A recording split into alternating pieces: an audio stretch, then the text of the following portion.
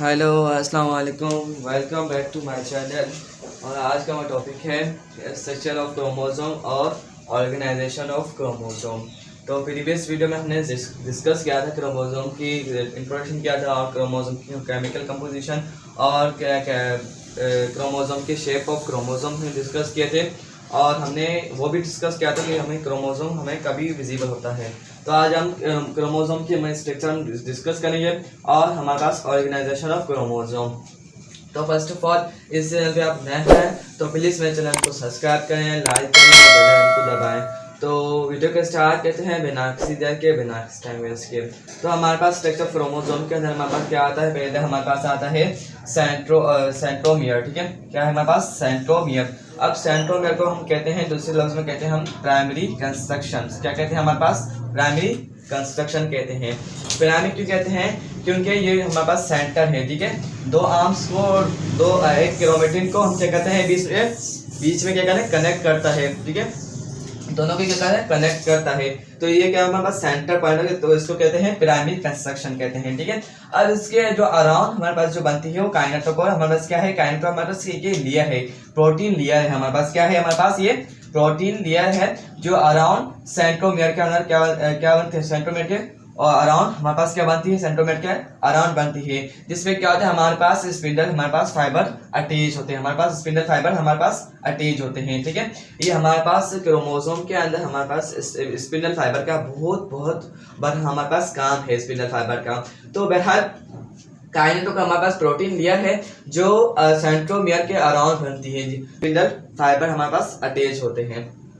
इसके ऊपर चलेंगे हम। ये जो आप देखें ग्रीन कलर का है, ये हमारे पास क्या है, ये हमारे पास क्रोमेटिन, हमारे पास मटेरियल है, मींस इसके अंदर डीएनए होता है। ठीक है, ये हमारे पास क्रोमेटिन मटेरियल है। अब क्रोमेटिन हमारे पास मटेरियल दो किस्म का होता है हमारे पास, एक होता है यूक्रोमेटिन, एक होता है हमारा हेटेरोक्रोमेटिन।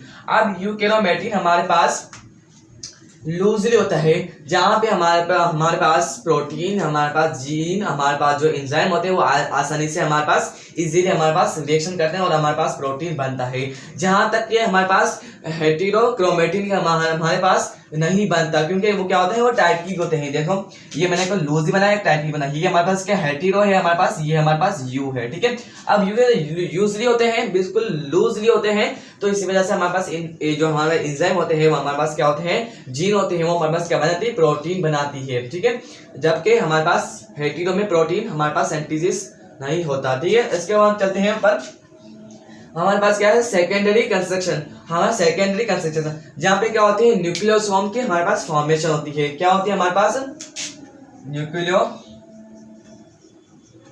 की फॉर्मेशन होती है। हमारे पास क्या होती है, न्यूक्लियोसोम की हमारे पास फॉर्मेशन होती है।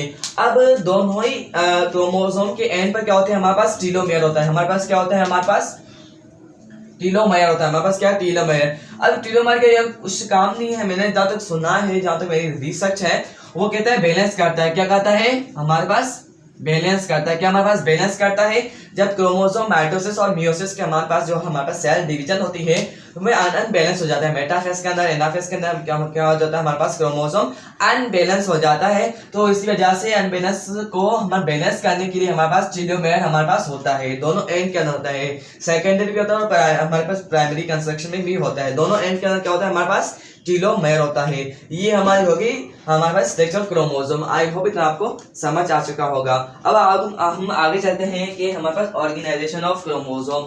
हम ऑर्गेनाइजेशन क्रोमोसोम की तरह हमारे पास क्रोमोसोम कैसे बनता है, हमारे पास ऑर्गेनाइजेशन क्या है इसकी।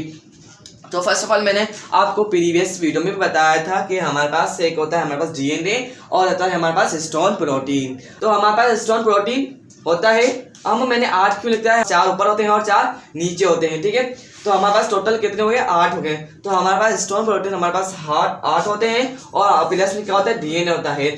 जब ये अब ये जो डीएनए है इसके कितने बेस पेयर हमारे पास 147 हमारे पास क्या है, बेस पेयर है ऑफ डीएनए के।